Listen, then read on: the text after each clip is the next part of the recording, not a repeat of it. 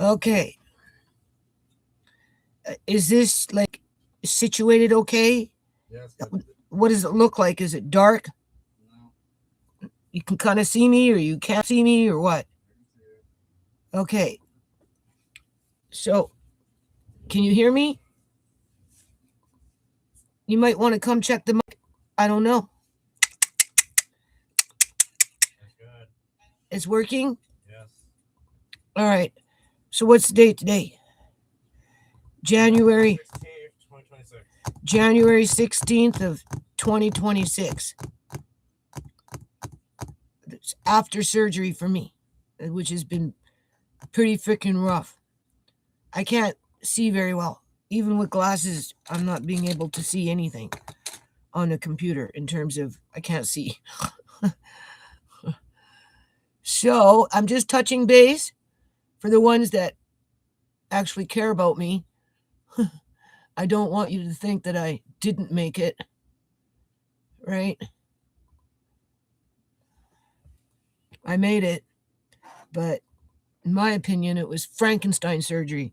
As soon as I woke up, I was sitting in the chair and I woke up. And it was like, holy crumb, what the hell happened? Freaking Frankenstein surgery. I couldn't see a damn thing. Not a single thing. And my skull, all up in here, was frozen. Couldn't feel nothing. It was all frozen. My was all puffed out. I couldn't open it. I told Marcane, my son, when we were coming home, right? It was like being that um, um, something of the Notre Dame, that that hunchback of the Notre Dame, right? With that guy with the one eye, with the other one all gooped, and right? That's kind of how I felt, or something, or like Frankenstein. Because as soon as I woke up, and I'm like, holy crumb, like what the hell, right?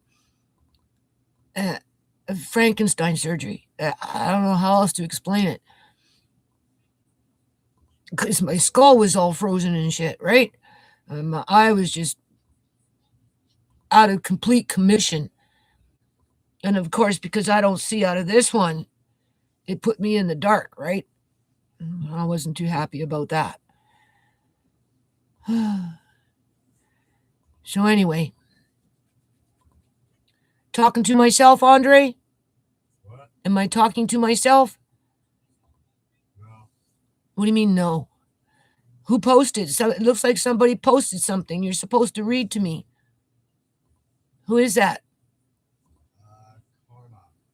Pharmacy free. That would be Tammy. That would be Tammy. Thank you, Tammy, for popping in. Tammy cares about us. She loves you. She loves Amari. She loves me. So I just thought I'd come in, Tammy, and just let people know I survived that Frankenstein surgery.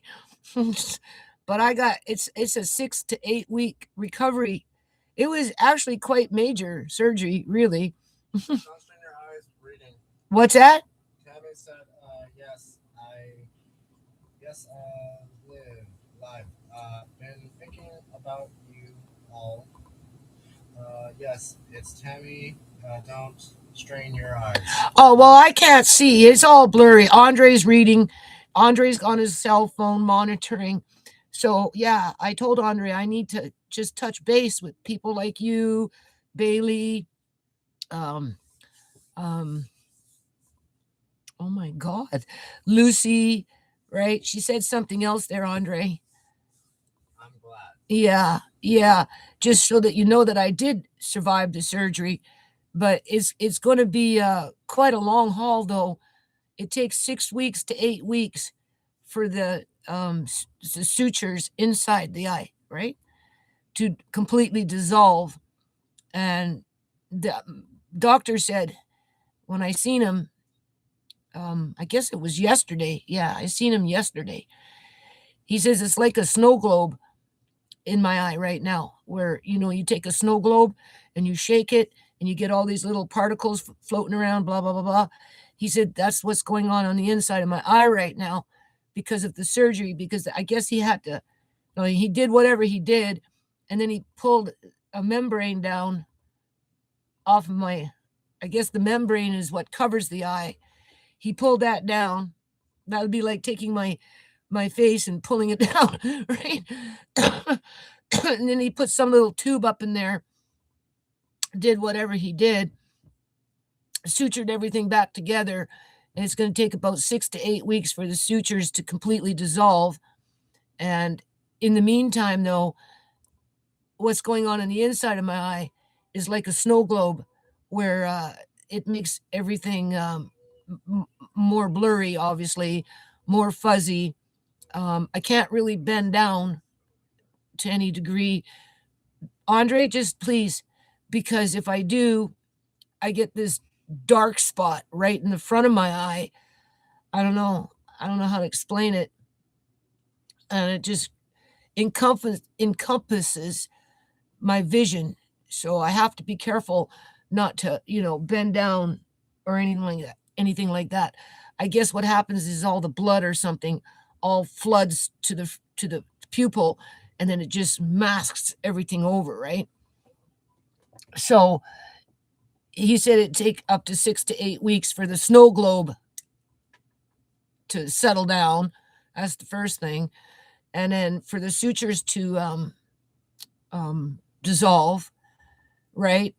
And I mean, obviously, I'm never going to get back my eyesight the way it was because the octave nerves are gone, right? So it's still going to be dark for me, right, in terms of what I had before surgery. And it's still going to be probably blurry just because of whatever. I mean, the cataract lens, the artificial cataract lens doesn't help. But besides that point, I can navigate, right? I see the bare bones of what's around me. So, for the most part, right? I mean, obviously some areas of walking, like if I'm outside walking and you have a road with a sidewalk with a curb, I don't see the line of the curb where it meets the sidewalk and the road, and then that dip, unless of course there's, a yellow line painted to show me that there's a dip. So in a situation like that, I wouldn't be able to distinguish the curb from the road, which could be potentially dangerous for a blind person because, you walking and then all of a sudden whoosh, right? And then you tumble. But like navigating in the house, first of all, I basically know what's around me. So it's a little, I don't, in other words, I can walk around without stumbling, blah, blah, blah. I can see the outline of the computer screen. I can see the outline of the live stream only because my brain tells me what I'm looking at. So, but in terms of actually looking at the screen, I can see that there was 2 posts there. If another one came in, I could see that, but I can't read what's being posted. And even if I try glasses, no, it's still too blurry because of that snow globe crap, right? So I can't rush time. I just have to wait and see what happens over the next 6 to 8 weeks in terms of how my eyes settle down and get back to quote unquote normal, which for me would be dark.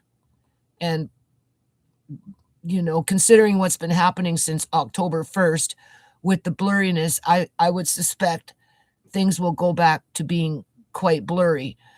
But after that, I'm thinking, just go get a few pairs of glasses for different things, to navigate, right? Like if I want to peel potatoes, well, those are my peeling potato glasses. so I can, it won't be blurry. It'll be dark, but it won't be blurry. It won't be as refined as I would like it to be. Obviously, I don't see a lot of colors, but it is what it is. Better to have some eyesight than no eyesight, right? And when I woke up from surgery, I had absolutely zero eyesight. I was blind as a bat. Oh, it was awful. Anyway, first couple of days, Andre, I don't want the nattering. I'm not going to be on very long, okay? Andre? And the water is boiling. First couple of days, my eye was like watering like a sieve. It just watering, and it felt like it had glass in it because, right? It's irritated, eh? And very itchy. I've been using a little bit of aloe vera, right? It looks like it's helping. It did. No, it is helping. Aloe vera actually is a very amazing plant, believe it or not. People underestimate it. When I was back in the day doing the black walnut husks, and I was husking 1,000 walnuts, right? Dehydrating them and all that crap. I better have them in where I have them, my walnut ink powder. But besides that point, was wearing gloves, right? And with the left hand, the black walnut husk ate through the rubber, right, of the glove, and the water started to pool on the inside. And I had done so many walnuts, and I was, doing this shit at 4 o'clock in the morning and doing it during the day and blah, blah, blah. So anyway, it was getting to the bottom of the bowl, you know what I mean? And I didn't want to stop. I just wanted to get it done with because I, been doing it for so long and I had more to do, and I was changing my gloves anyway. So, inside my glove, it was whooshing with water as I was husking these walnuts. Long story short, here, take this one. Long story short, what happened was I had burnt my in between my fingers. I had burnt in between my fingers because walnut husk is an acid, right? It ate my skin in between my fingers. So by the time I pulled off my glove, it was like, ooh, what did I do? Long story short, by the next day, I was so paranoid that I really, really injured myself in terms of burning off my skin from not changing my gloves when I should have. I went to the hospital and I said, look what I've done, blah, blah, blah. Oh, you burnt yourself with walnut husk, which is a form of acid. It ate my skin. Anyway, they sent me home, and that's where the magic of aloe vera came in for me, because it was bad. It was really, really bad. But I just started putting aloe vera on it for a few days, and within 3 or 4 days, oh, it was so much better. It healed so fast. So fast.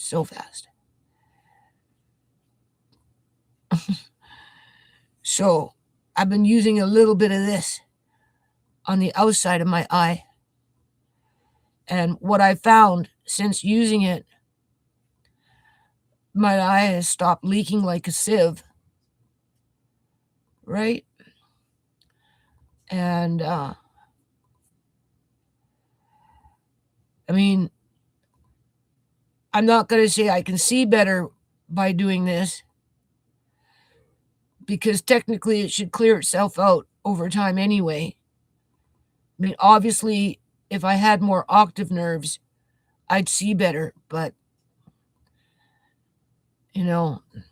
those days are gone. What we found, I don't know if it makes any sense, but when I went to the eye doctor, because I've gone 2 times after surgery already, right? The pressure in this eye versus being 49 dropped to 45. I know 4 points doesn't seem like very much, but in the great grand scheme of things, I think that's good, you know, in terms of I'd rather 45 than 49 in an eye that never goes down, even when I use drops, to which I actually was supposed to use a drop and I didn't because the hydro went out today. They were doing a poll and the hydro went out for hours and hours and everybody went to sleep. So we basically slept all day because we were in the dark in the house. And I forgot to do the eye drop. So I'm down now just to one eye drop. One eye drop. And the only on the only eye, and that was the point of the surgery. Is anyone still watching, Andre? What's going on? I can't see. Or am I talking to Tammy pop out again? Andre. Yeah. Am I in here by myself or is Tammy still? Huh? You have 3 people in there. All right. So anyway, I think Tammy said something again. Still here. Okay. So the point of the surgery was to obviously bring down the pressure because the pressure was going back up. That Roto-Rooter one, that was a cakewalk. Compared to what I just went through, the first surgery I had was a cakewalk. That was easy peasy. Okay?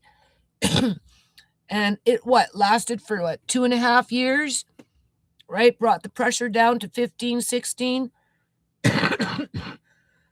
versus 50. And then within 2.5 years, it started creeping back up to 21.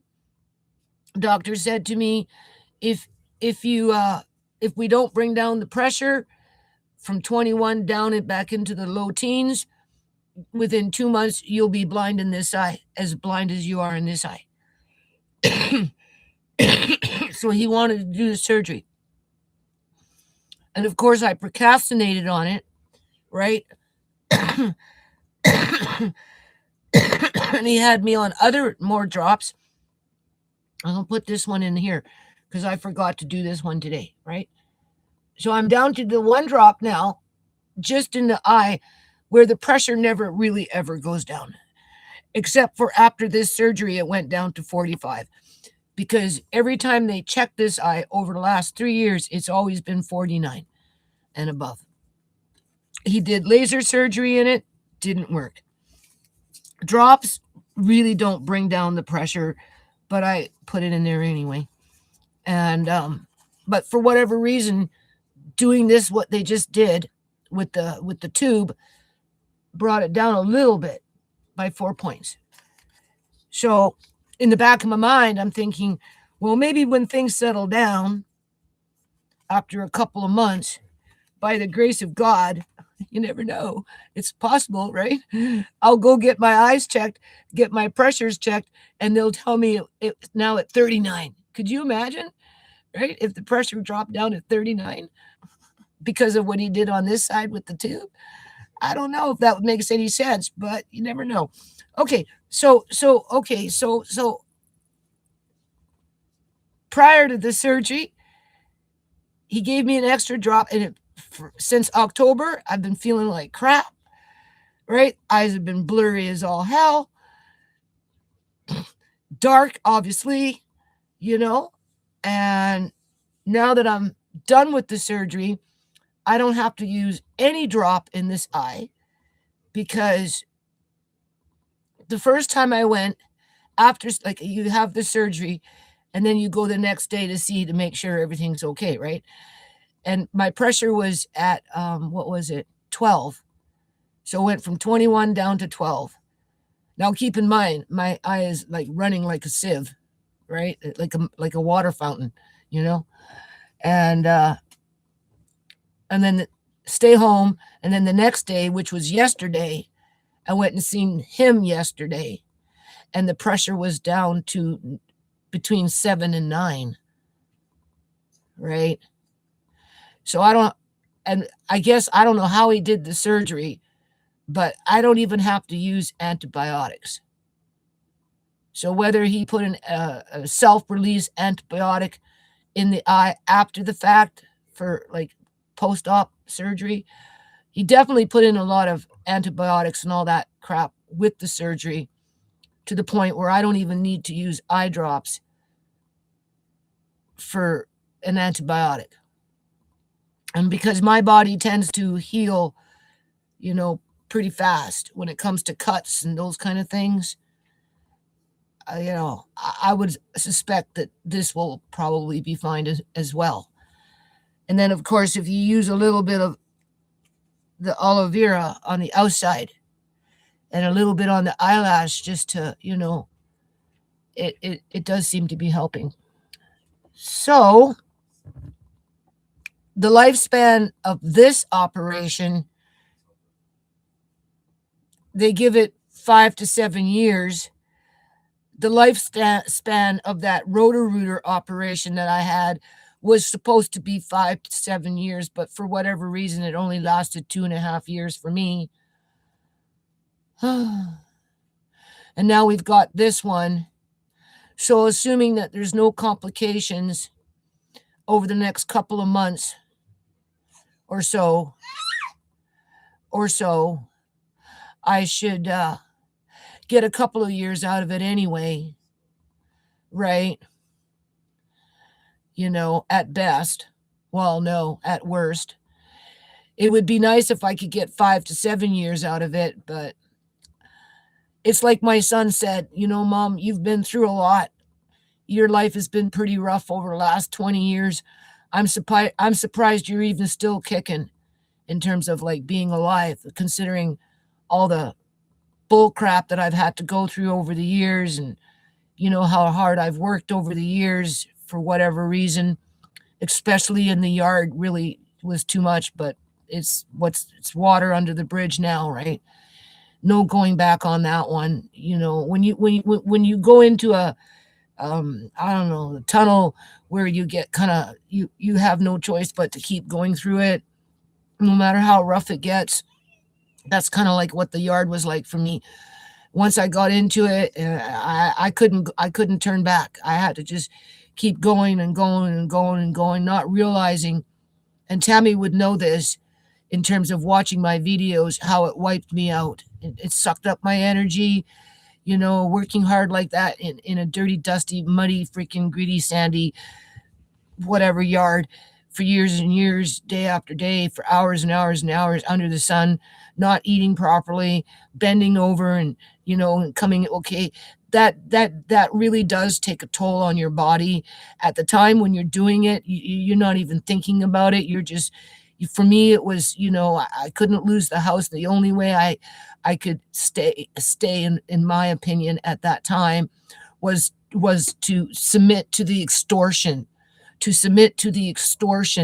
of doing the work without basically complaining, so that it couldn't be held against me and then be punished for it, right? Because there's politics around rental market housing, right? And if you don't conform, you get kicked out. So when you're in that tunnel, you just keep going. So there is consequences to that, and what I've been suffering is part of those consequences. So it's all water under the bridge, though. So to look on the bright side of things, I have a couple of years grace, I would think. The only problem with that, though, is who's out to sabotage. Andre, I don't want the nattering. Okay? I'm just going to say what I got to say, put it out there, turn off the camera and get on with shit. All right?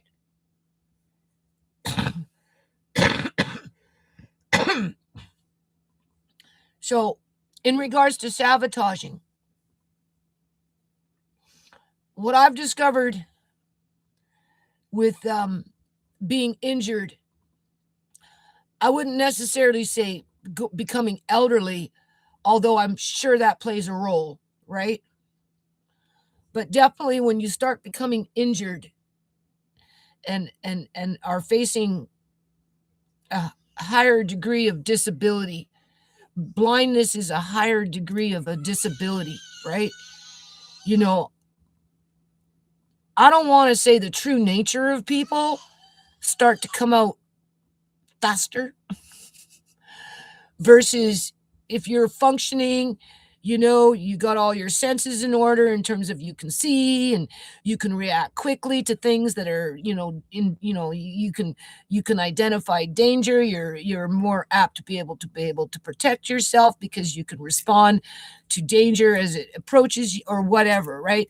When you're blind, you tend to be, when you're going blind, you tend to become more vulnerable. I wouldn't necessarily say more trusting, but you're having to um, um, kind of like bring yourself to a state where you have to accept people for face value in terms of what they say and just trust in that, knowing that somewhere inside that it maybe not true, but you're so vulnerable that like Rhea, smash and grab Rhea, like I'm very vulnerable going blind and whatever, and I had to put my full trust in her to be able to go quote unquote into my bedroom and help me to start sorting out the clothes and taking out the fabric and without her stealing, because it would be easier for her to steal from me with the fact that I couldn't see versus as if I could see, because there is a difference. And what did she do? She took advantage of that and she went nuts on it. Well,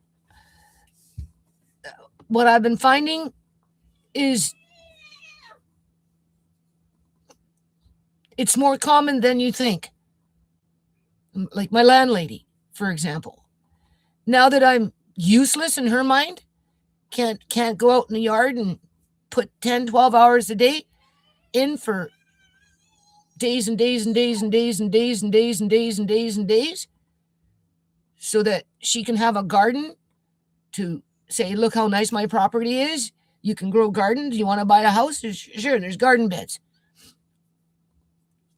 Versus a patch of weeds. I mean, if you were a landlord, what would you prefer? A garden bed that you can market to sell your house or a patch of weeds? Well, obviously you'd want to market the garden bed. But if you're not going to dig up the garden and make it a garden bed yourself, how are you going to do that? You're going to use your tenant to do it for you, right? And now that the tenant can't really do it, she needs a replacement.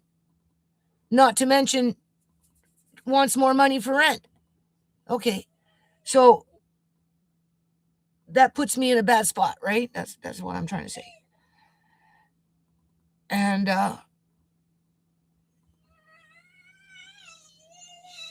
it's predatory nature, just predatory behavior. Okay, let me use this example. That girl that was supposed to help me, that because again, I'm having to trust people to help me, right? Whether I pay them or I barter with them or whatever, okay? Prior to surgery, now I had already spoken to this girl. Now I told this girl, I ain't going to talk bad about you.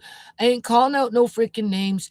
If somebody's watching my video that knows you, well, it is what it is, because I didn't ask you to come into my life and try and take advantage of me. It was actually quite the opposite. I invited you into my life not only to help you as an individual, not that you're watching my videos, but there's a lot of people out there like you, with the smash and grab Rhea being one of them. I already asked you if you're gonna help me, right? I give all the time. I'm giving, right? When I go next door, I'm always coming with something. I gave them, a nice fish. I gave them potatoes. I gave them onions. I gave them squash. You know what I'm saying? I gave away African flags, right. I gave away some drums, beautiful drums, really nice drums, right? You don't even know how nice those drums were.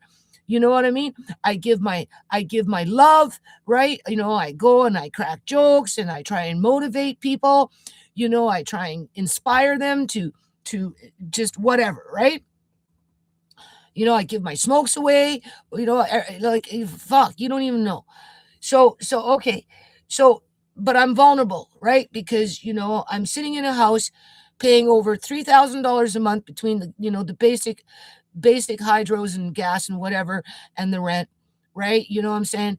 And I've basically been abandoned, right? With what's in the house, in terms of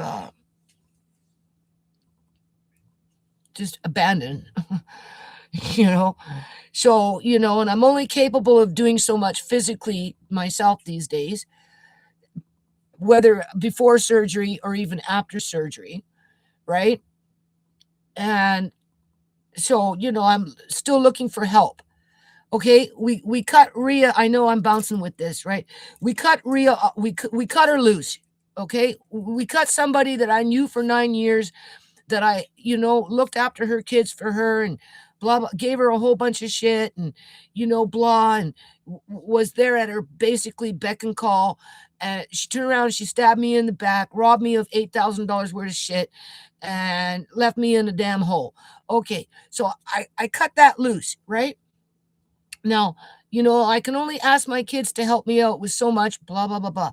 So I'm now outside the box looking for help so that I can, not stay in a rut, because I'm in a rut in this house, right?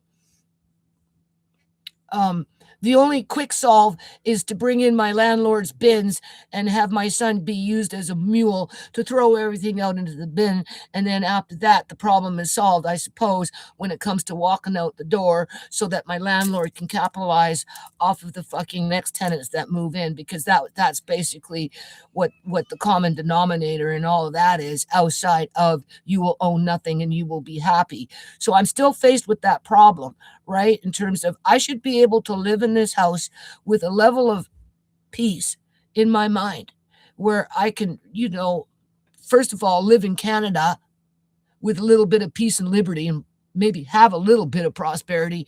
But it doesn't seem like that anymore these days. It's more like you're on the run in your own freaking country, worse than living in a freaking Congo with the guys, the guerrillas, the militia guerrillas, chasing you with freaking machetes to try and chop you up and throw you into a bush, because that what is that, a metaphor?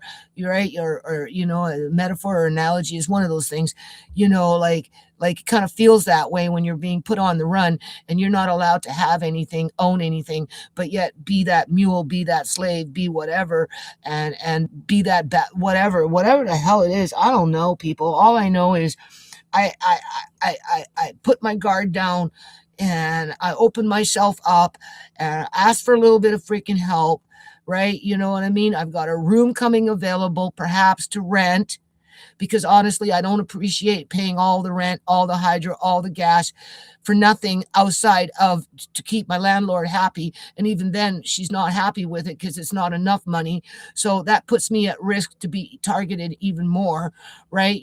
So that takes away from the peace, it takes away from the prosperity, it takes away from the hope.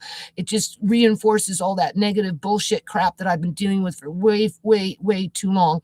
But besides that point, so right before surgery, right, I had my son crying on about, oh, get rid of the sheds, do whatever you got to do just so that you can stay here as long as you can stay, because I don't know what I'm going to do with you when you got to leave, because technically I can't live with them, because of course Marina, with her hissy ways, it's like impossible. So besides that point, and then Tisha, she's the opposite. Oh, just get rid of everything and move into an apartment. Yeah, okay, sure, Tisha. I'm going to move right next door to fucking you and pay $2,800 while you pay $1,100, because of the lopsided bullshit that's going on in our society within the rental market. But besides that point, why don't you move into the one for $2,800 and let me move into yours?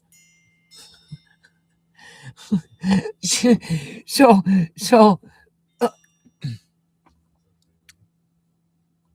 I went next door and because I already talked to this girl. It's kind of important to talk about this, but not in a bad kind of way, just in the sense of human nature and what people do and how they do it and why they do it. And the more vulnerable you become with a quote unquote handicap, I mean, you could be in a wheelchair, see perfectly well, but wheelchair bound, right? You know what I mean? Or you could be blind like me, practically, where it makes you vulnerable. Or you could lose your arms and still be in a wheelchair and waiting for somebody to freaking feed you unless you learn how to feed yourself with your feet. That's what I mean by being vulnerable. You wait for other people, right? So okay, so I go next door and I say, okay, listen, I'm having this surgery. I don't know what to expect. It's telling me that I have to have drops in my eyes 8 times a day right after surgery. And I'm like, holy crumb, how is that going to happen? As if Andre can do that every 3 hours for me, right? On the clockwork, right? He's going to need a little help. So I go next door to talk to this girl that I've already been, talking with about maybe one, renting out the room to her so that, she can maybe help me do a little this or a little that. Obviously, I'd lower the rent. We've got to worry about the freaking drain out in the back, right? Another reason why I'd want somebody else on the property. I was willing to have her, I guess you could say, have her boyfriend move in with her just because, right? We're just shooting the shit, just brainstorming. I go over next door before surgery. I'm all emotional because my kids are ragging on me. One's saying this, the other one's saying that, and all I want is dependability, right? So I go to her and I say, "Look, I got the surgery coming. I need you to come, maybe if you can, right, to the house, or at least phone Andre every 3 hours to either remind, like, in his waking moment, when he's awake, no problem, right? I'm pretty sure he can do the 3 hours without having to be reminded. But, after, 12, 16 hours, he's going to need some sleep. But I can't miss that eye drop because, this is serious shit, right? In my mind, because, I'm supposed to do it 8 times a day. So, whatever. I said, maybe you can call or, ask him if he needs help with it, right? And she's like, clearly she's not interested in talking to me about it because she's always got her mind on something else. Because, I'm noticing that when I'm talking to her, she's not really paying attention to me, right? You know what I mean? She's got her mind someplace else and she's always wanting to bolt, right? So I'm like, is this girl really dependable in my mind? Whatever. But when you're vulnerable, you try not to, one, cast judgment, or get too whatever. Okay, so she goes, well, I'll talk to you tomorrow about it. This was before surgery, right? I said, okay, well, I'm not coming to get you. If you want, okay, if that's the case, then you come to me, right? And we'll talk and we'll set up a schedule where, if something happens, right, and Andre needs help, you're there. Being that you want to rent the room downstairs and do this and do this, well, I pay you for this and lower your rent for that. Okay? In other words, I'm giving her more than she's giving me. Okay? Because every time she comes over, she's always asking me for something to take with her before she goes. That's another thing I notice. And I'm like, okay, whatever.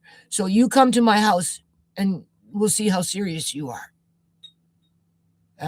Right? So the next day, did she come? No. Did she phone?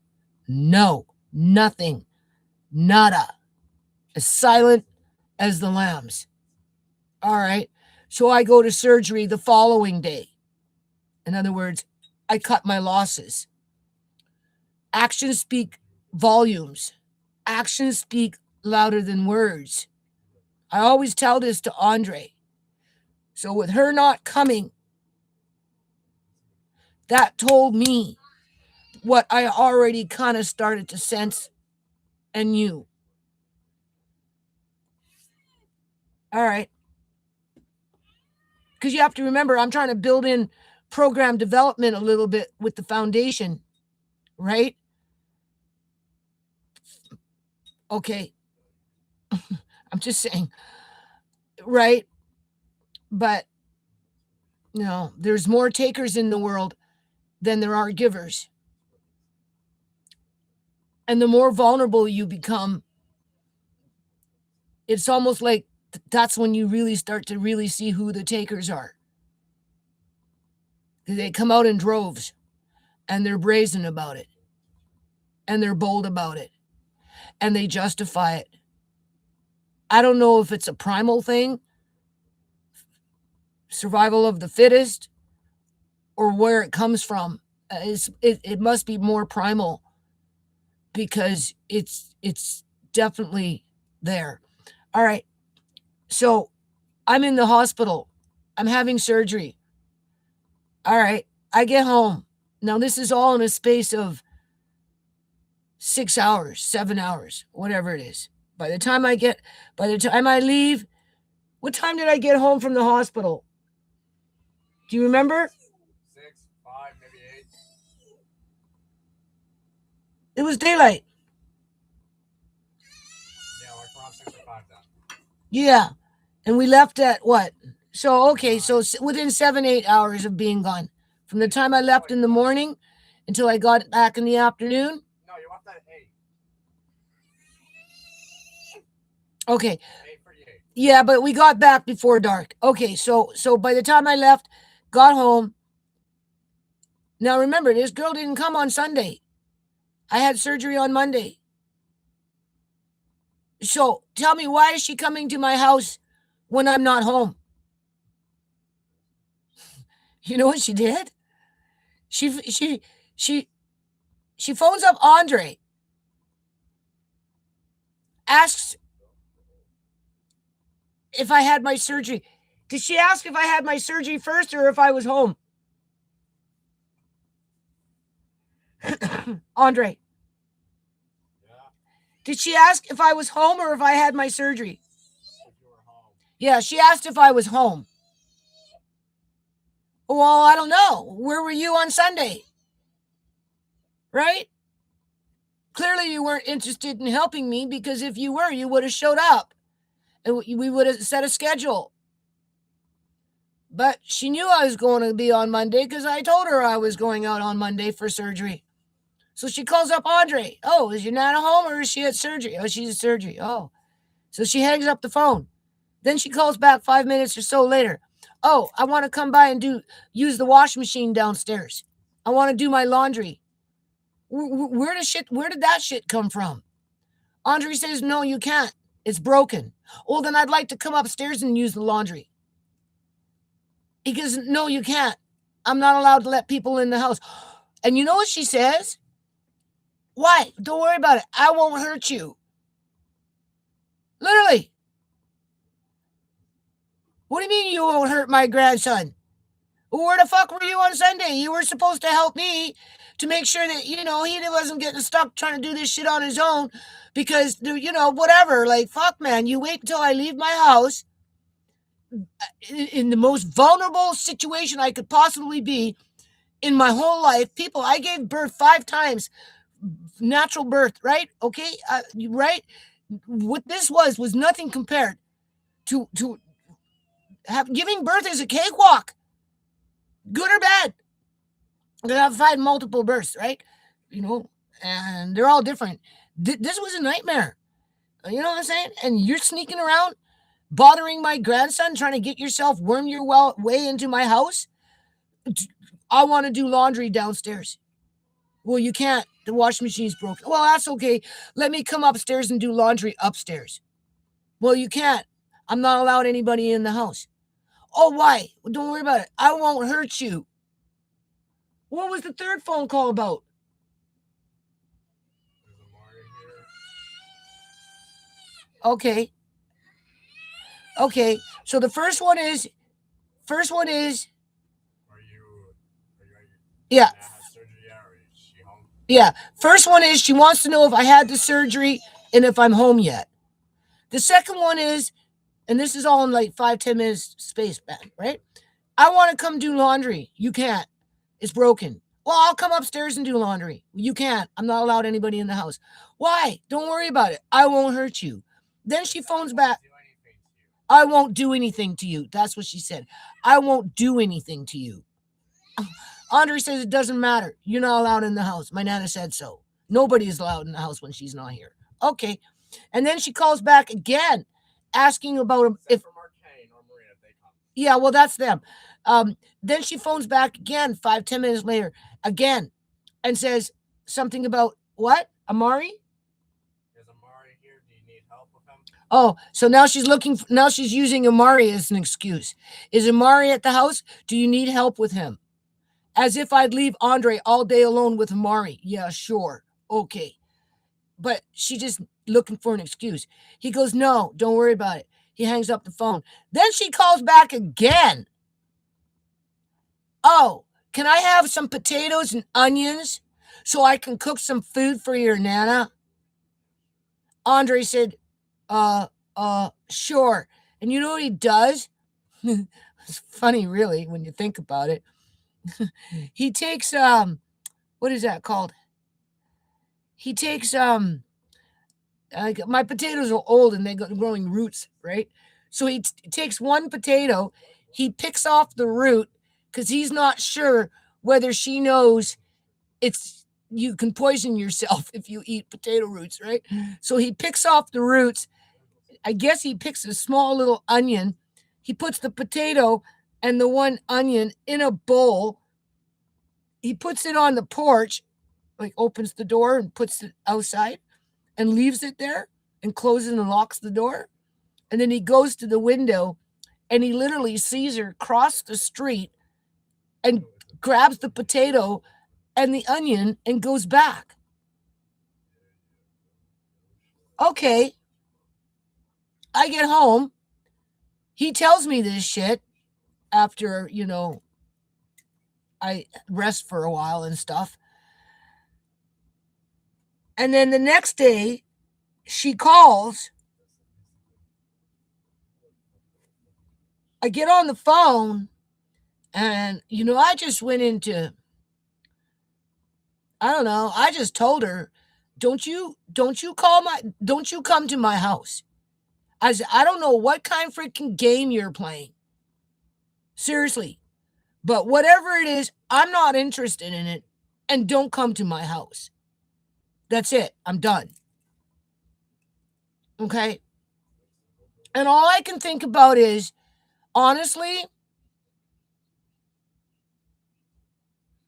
you have to remember, Sierra was an addict. She liked to run crack shacks. Okay, I know how these fucking things roll, right? You know what I'm saying? And I'm not saying that next door is a crack shack because it's not. Okay, it's a booze can. There's a difference. But at the end of the day, I don't know how people get caught up with their lifestyles where they're comfortable with the lifestyle, right? Where the lifestyle controls them versus them controlling the lifestyle, all right? And that's why I was kind of willing to help this girl to break away from quote unquote lifestyle where she could reestablish her life and build in normality where she actually could have a future. But, in some ways, she reminds me of Tisha with the girly girl, who, right? Because, you know how girls, we like to be who, right? And then on the other hand, she reminds me of Sierra that likes the drama and gets caught up with the lifestyle of dysfunction that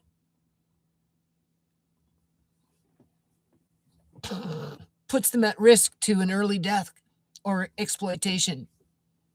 Because I told her, if you move into this house and I rent that room to you, because she wanted the room, right? I said, I don't want you to feel like you have to have a man in order to live here because I have a boyfriend, blah, blah, blah, blah. Yeah, okay. But from what I can tell, based on my mother experiences, I feel like, you use a man as a form of protection because you're so vulnerable, because basically she's homeless, right? And she's confined down to a small little area where there's a lot of people competing just for a little piece of space so that they don't have to be out on the streets, right? So, but at some point, people that are in that position, they get so comfortable with the routine of owning nothing and I suppose being happy that they don't inspire for anything better. And they learn to, that survival of the fittest within that Lord of the Rings, scenario where I don't know. All I know is people that, you know what, there are women out there that like teenage boys. And, when you come into my house and you're talking about, oh, let me use the laundry upstairs, downstairs, I don't care. Just let me in. Let me in so I can do what I want when your Nana's not there, even though I didn't even have the decency to come and talk to your Nana before she had the surgery. But now that I know she's gone, I want to be let in, and you don't have to worry about me hurting you or whatever the fuck that is. You know what? If she could have made a pass at my grandson, you know what I'm saying? He's 15, he's coming into age, right? Blah blah blah. Those women that prey on young boys, right? Latrice Allen, who like the young men. I'm just saying, okay, you're right. You really need to stop and think about it. Like, because, she boasts how she likes young men. Yeah, okay, you like to pop the freaking cherry of a young man. Like, get the fuck away from my house, man. Like, seriously, like, step off. Step off. That's some really shady, stupid shit. And you're gonna be smiling up in my face, calling me Mama Lynn. Oh, let me help you. Yeah, okay. No, it was more like the other way around, and you shot yourself in the damn foot, and you will be like Sierra, lured to your fucking death. Yeah, people are gonna blindside. Somebody's gonna blindside you one day. Sierra was 32 years old, lured to her death because she couldn't break away from the stupid drama from these dysfunctional houses in the community that like to prey within the most vulnerable of all vulnerable in our society, with the vulnerable not even being aware that they're being preyed upon. You see, that's the thing.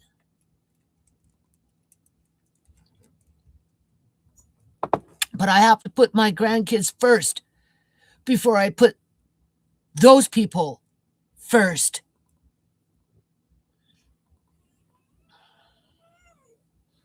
And I told her, I ain't going to talk bad about you when she phoned. I said, I don't know what kind of fucking game you're playing here. I ain't going to talk bad about you and call out your fucking name. Can I interrupt you here for a second? What? Am I allowed to make myself something to eat fast? Yes, of course. Good, But just don't be coming to my house no more. That's it. Don't call nothing. Goodbye. Click. And now I don't know how to navigate. Oh, by the way, did you talk about the potato and the... Yeah, the potato and the onion. Andre, he gave her the potato, took off the roots so that she wouldn't accidentally, quote unquote, eat them, injure herself, and gave her the onion and closed the door and locked the door. And then, yeah, she did. She came. Huh? Oh, yeah, to poison me. Because she used me as the excuse to ask for the potato and the onion because she was going to cook it up for me. And I'm like, okay, that's just some weird shit. Like, something is not hardwired in her head there properly. Am I missing something? Because, maybe she's an addict and I just didn't see it. You know what I'm saying? Or maybe she has a severe disability and she hides it well. People with sometimes those types of mental disabilities, just because they talk, it masks over what's really going on in their brains, and this is where the actions end up speaking louder than words, right? So, but at the end of the day, she's made it very, very, very difficult for me to work on any kind of way with the foundation now because, it's like,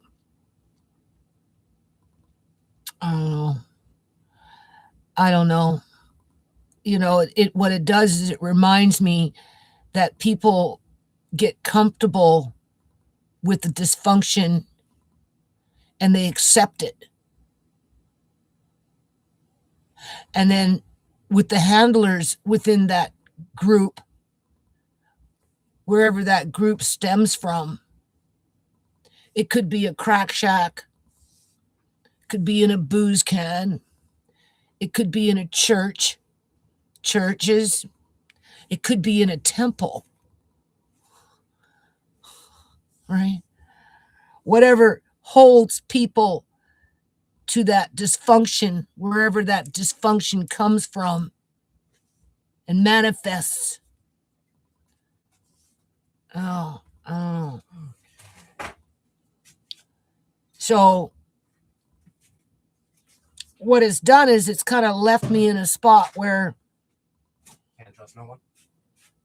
well, that's a pretty standard protocol to go through life with, is you really can't trust no one. You know, the old adage is you were born into the world by yourself. You came into the world by yourself, and you're going to leave the world by yourself. So therefore, don't depend on a whole lot of people to get you through to get you through life, because you came into the world by yourself and you're going to leave the world by yourself. So that kind of tells you you have to depend on yourself for the middle part of it all, right? Because, people, what they say and what they do are completely two different things oftentimes. And the more you get bitten, obviously, the more you become shy. And my priority is you and Amari. Obviously, that's my priority. I was willing to cut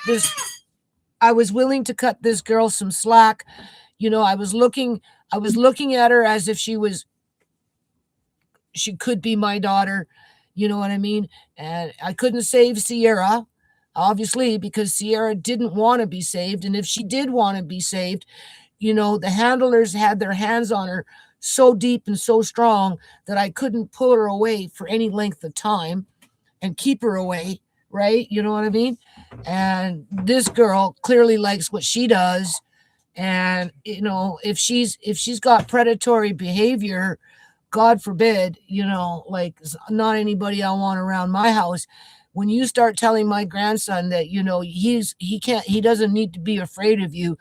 Yeah, right. There's something going on there, because if that was the case, why didn't you show up on Sunday and talk to the adult in the house, me, and make plans to be there for Andre in case he needed that help? Because that was the whole point of the exercise. It wasn't to open the door so that you could come in behind my back and do what you want. And I'm telling you, the reason she wanted to go downstairs and use the wash machine downstairs is because she knew I had food downstairs. And being that she asked for food with the fourth conversation there, I mean, obviously that's what it was about. What are you doing, Amari? On top of the if Andre was susceptible, some women, they get off on that shit. Oh, I was his first. Yeah. Okay. I don't know what her game was. All I know is it's made it really uncomfortable for me to freaking deal with this shit. And when it comes, quotes unquotes, with trying to build on program development with anything or anybody at this point, because I have to navigate around this stupid shit, protect her feelings, protect her reputation, not talk bad about her. Yeah, okay. Don't worry. I won't say shit. What I say on my YouTube channel ain't no freaking different. If my son's running around acting like a damn gorilla pimp, I'm going to talk about my gorilla pimp freaking son, right? Put him in check. No? What? When I'm on YouTube, right? You know how I like to get wordy with things. I called Uncle Marcaine the gorilla pimp. And I call it to his face too. He'll be laying on the couch. He'll be standing over there. Then we start, and I'm like, "Get out of here, you stupid gorilla pimp! I'm gorilla pimp. Well, you're just, It's like, fuck off, Well, it's the same situation. I'm not going to cover up your dirty secret. What, you like little boys and you got to wait for the adult to leave the house so that you can make a pass on a little boy and say, have bragging rights that you busted his cherry while you're stealing his nana's food? Like, come on. You hungry? Well, what are you making? Tacos. Sure, that would be good. Even if I don't eat them now, I'll eat them later. Don't eat Should I use both packs of No, ground beef? just no, because I found that ketchup that you said that we didn't have, and you can make meatloaf with that one tomorrow. Okay, you can use that ketchup with the other one. So no, just That do. one? Oh, that ketchup. Yeah, and those pork chops should be fried up. So fry them up quickly. Huh? What? That ketchup has mold in it? Yeah. Well, that's because you're not putting it in the fridge. Put it in the sink then. I'll clean the container. It can be chucked out. Yeah. So tomorrow you go downstairs and grab some more ketchup. Anyway, I'm doing a video, okay? I'm still, I'm gonna open up both of them because it's not gonna be enough for. No, Okay, I'll make the one. that's all you need. One is fine. Fry up those 3 pork chops. Okay. Just this time, put some freaking seasoning salt on them. I don't want boiled freaking pork chops. Actually, fry them with salt on them, seasoning salt. They're quick fry. They don't take very long. Don't fry it on high. So that's what happened, and it kind of put me on lockdown. I don't know how many people are watching here. I can't see. What do you think? I don't know. Free. Okay, so you know, even when you try, it doesn't work. So I'm kind of like back down to square one with the basement, because definitely not renting out no room to nobody at this point anytime soon. Oh yeah, and that's another thing. My landlord, instead of putting carpet down there, is putting these imitation hardwood floors on, which are terrible. Okay, like they. Oh my god! So that means now I have to spend more money, to buy carpets to cover them up. Not only because they're going to be cold in the basement, but huh? Marquine says just don't waste your money on it. Yeah, well, that's easy for Marquine to say. Don't waste my money on it, because he's not here. We are. And if they get scratched up, the Mrs. Gilbert, oh, those were brand new and you scratched them up. And I can't deal with that crap. And these things are not hardy. How many tacos do you want? I don't know, 3 or 4, whatever. Just divide it up. Take what you want. Make sure one's good for Amari. Make one for Amari. Because you can grind his up in 2 separate batches, okay? Make him a full one, and that will be 2 separate meals with some beans or something. Okay, so like, she's gonna put down these hardwood floors on old floorboards. That's the first thing, okay? Because they're not changing the floorboards, because they say that underneath the floorboards, quote unquote, the cement is dry. Whatever. How would they know that? Because the floorboards are dry. So they're assuming that the cement is dry. There is no moisture barriers on that cement. I can guarantee you that. Because, okay, so whatever. I understand, the house is old, blah, blah, blah. I guess they figure by putting these hardwood floors on these old floorboards, which some of them are hollow, which tells you they're on their last legs. But those plywood, those imitation floorboards will give that floor the structure that it needs in order to hold its shape. Because if you put carpet on top of the floorboards that are there right now, when you walk on them, you can hear the boards in certain places crack. But they're not changing the floorboards. Like the hallway and the corners. Yeah, exactly. So I'm trying to think about it like from a landlord, like from a homeowner's perspective that is dealing with an old house that, whatever, cost effective, whatever, I don't know, like just doing the bare bones basics of whatever, covering it up with those imitation hardwood floors may give it more structure where it won't crack, but I'm very suspicious, people. I'm very suspicious. I don't think, if they're cracking now and you're putting on boards that are pieced in together, and as soon as you start walking on them, it's going to, the glue is going to get loose, and and I don't know, like I don't, and then the moisture from the cement's going to come up, and it's going to make everything damp. And those boards, these floorboards, they can't handle water. They don't like water. If you put a little pool of water on it and it ends up sitting there for a while and you don't notice it, and you come and you wipe it up, those floorboards, this imitation freaking hardwood floors, they're worse than Presto wood. They just suck up the water and they turn into a freaking sponge of something. It's just awful. It's awful. Like, just like setting me up for failure. I'm just asking for trouble. I don't even want to walk on the bloody floor now that I know what's going to be there. And when I first moved in, I never even dawned on me that's what this shit was throughout the whole house. So I move in, I'm looking at these floors, and I'm like, holy crumb, I got no carpet. Didn't even realize, because they ran us through so fast, right? You know what I'm saying? And I had to buy carpet. I bought carpet for the living room. I bought carpet for the freaking bedroom, right? The other bedroom, right? You know what I'm saying? And now I'm looking at buying carpet again. And well, Mark King's saying, don't bother. Yeah, easy for you to say. First of all, you're not the one that has to walk on these things on a regular basis like Andre and I will, or whoever else is going to be running around down there. You know what I'm saying? And, you're not the one that's going to have to take the responsibility for something getting scratched. Oh, look, it's scratched. That was brand new. Like, holy crumb. Yeah, okay.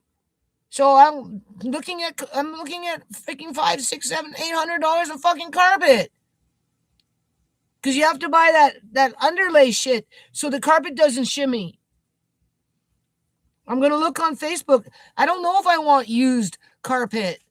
Like a floor rug, right? Buy a used one. I'm a little nervous to buy a used one. It'll come in with freaking fleas or something. Or, on the meat? Do whatever you want. I don't care. Just don't, just be responsible in there. What do you call it? Like, I'm going to try and do it for $500, but as if I got $500 to spend on stupid carpet. And that's to protect her floors and to provide a little bit of comfort and extra warmth for us when we're down there. And when I said, why are you guys doing that? Oh, that's what we do. Every house gets this now. Oh. What? Carpets are obsolete, but you expect the tenant to buy the carpet? But I got to do what I got to do. So I'm going to buy carpet. I don't care what my son says. I'd rather do that than deal with the carpet getting, or this shit getting scratched up, and then have to deal with my landlord and accuse me of this and accuse me of that. Or live in constant fear about the floors getting scratched up because there's no carpet on them. Or having it turn into an ice box. How about that? Because there's no carpet on those floors. Because it's going to be a freaking ice box. Because it's already an ice box down there. The workers came, they're knocking on the door. Turn on the heat. Turn on the heat. So cold down here. Yeah, no, welcome to my world. And then when you turn on the heat, because all the heat goes downstairs, all of a sudden it turns into a freaking hot box downstairs while you're still freezing your ass upstairs. And then Mark Kane was calling, turn off the heat, turn off the heat. It's either too cold or too hot. So I'm looking at spending money to buy carpet. Oh, joy. To protect my landlord's floors. and to try and make it so that the basement doesn't turn into an ice box.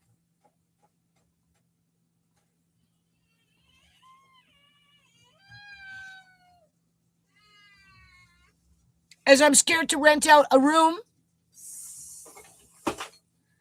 because, you know, people got their minds on potatoes and onions.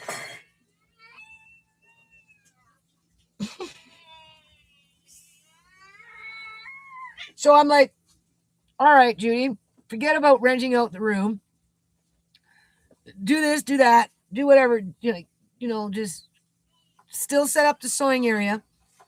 You know, I spent, time with Kyrie and Alea May and whatever. And so the other half is going to be all kid oriented, obviously, try and sell some stuff or whatever.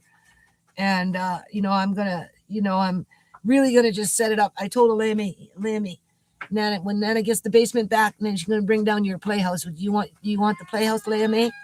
Because it's sitting right here with a bunch of junk in it, right? And Tisha gave away Alea May's playhouse. So she doesn't have a playhouse no more. Like a dollhouse, like a little dollhouse, right? I said, would you like Nana to take down the dollhouse and you can have dollhouse downstairs? She goes, yeah. So happy. I said, okay, well, Nana's going to do that. So I already got it figured out. I'm just going to set it up for my grandkids, half of the living room, where, if they come, we'll just be down there with them. And, I'm going to do the blow up mattress with Amari. Amari, apparently, when he was with Tisha, was scooting around all over the place. She said he's very fast, very strong, very quick to grab whatever, right? Faster. He moves faster than you would expect him to move, and he moves with intent. And, so it's, definitely going to be interesting to see him moving around on some queen size mattress in the middle of the floor downstairs on a carpet. Right? That I paid for. The only satisfaction I get out of that is when I leave, if I want, I can bring him with me. You want onion in it? I don't care what you do. Do what you want. We need to start using up those onions. Cook up an onion. The more you should eat onion every day. Onion is good for your immune system. We got a lot of onions. So right. And then I'm like, well, maybe, because I'm stuck with all the freaking rent and everything, right? And now I'm too paranoid to rent out a room now. Way too freaking paranoid. Way too freaking paranoid. After just what happened.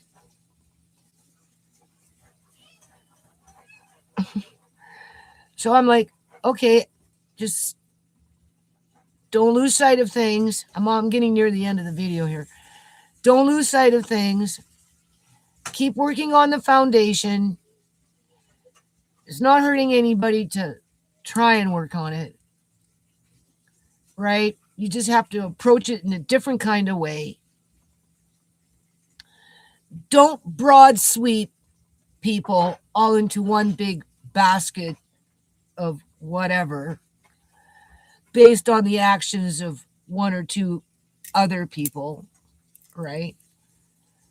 And being that you are catering to your grandkids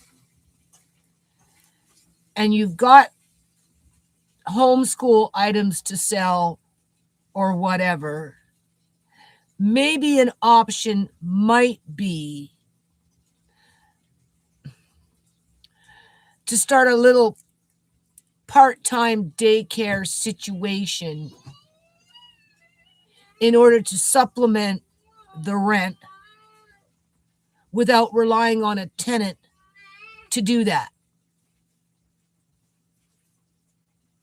Because if I go with the renter, the person to rent the room, then they basically have free run of whatever it is that's downstairs. Let me in. Let me use the laundry room. Let me use the wash machine downstairs. You have to ask a 15-year-old boy when the grandmother is gone, in order to just use the no, you can, you want it in to get to the food. And you confirm that with the last phone call out of 4 phone calls in a row that you wanted potatoes and onions, and you tried to say that you were going to cook it for me when in fact you were thinking of yourself.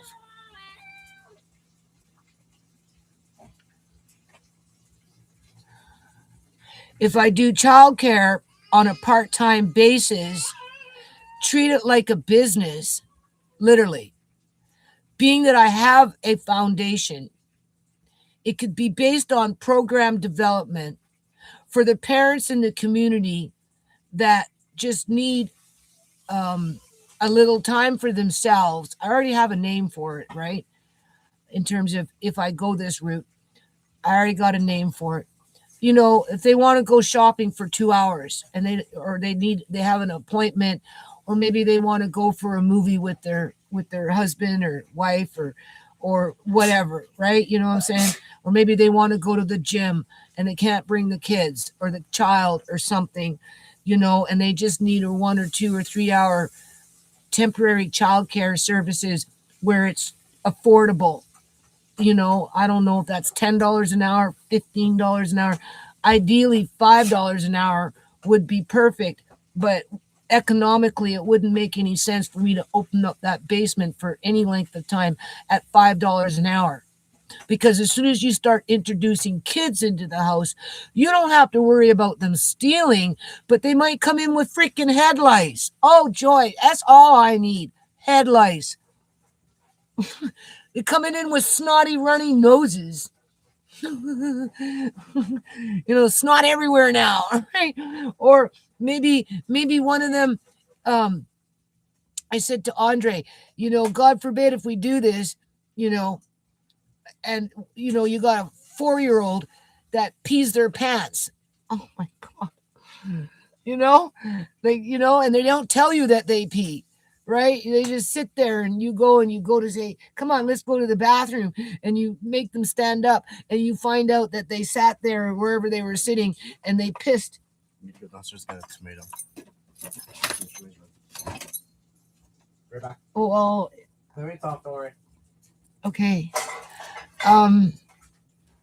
Tomorrow we have to cook up that spinach. Okay. So yeah, no, like God forbid, you know, like you got a 4 or 5-year-old that's nervous, a nervous child for whatever strange reason, right? Has emotional problems or something. And they're sitting there on your brand new carpet watching Land Before Time, coloring a picture. And you're like, okay, you know, the parents are only gone for 2 or 3 hours, right? Because it's just part-time. It's just short little intervals, right? Just enough to maybe supplement the rent, right? To keep the landlord happy. Sure. Okay. We're going to keep the landlord happy. Anyway, and you ask the parent, like, are they like potty trained? You know, they're 4 years old. They should know how to go to the bathroom. Oh yeah, no problem. But you know, it might be a good idea to remind them. Okay, it happens, whatever. Some late bloomers are late bloomers. And, you know, you ask the child, you got to go to the bathroom. The child says, no. You know, and you ask the child again, no. And finally you go to the child and say, well, maybe you should go and try.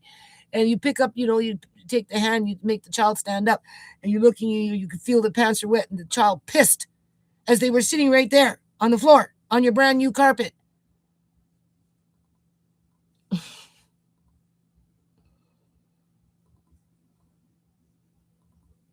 And then what? It leaks through the carpet, gets onto the freaking vinyl freaking flooring, and what happens to that freaking hardwood flooring? Like, I don't know. Start stinking up the freaking carpet? I don't know. I'm all nervous. I'm nervous about head lice. Or freaking a child that can't control their body functions. Or something like that. I mean, those are minute problems, really, when you think about it, in terms of life is life. Shit happens. You know, it's all a part of growing up. But, you know, is it worth it? It would be nice if I could make $300 a week. But how many hours? I figured I'd have to do 21 hours of childcare at $15 or $10 an hour. I think it's 27 hours. Oh, I don't know. I worked it out. It's either between 21 hours or 27 hours a week. Whether at $10 an hour, I'd have to do okay at $10 an hour to make $300 in a week. I'd have to do what, 30 hours, right? 30 hours.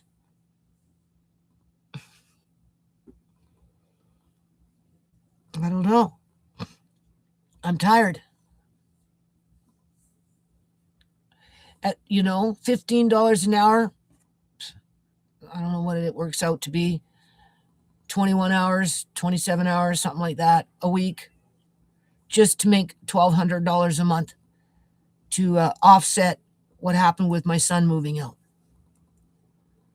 to help with the hydros, the gas, and the rent, and all this other crap.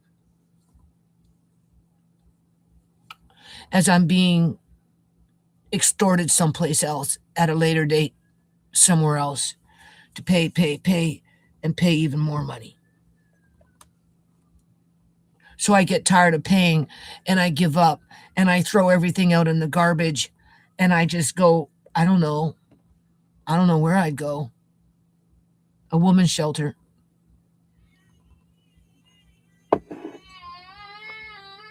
I suppose.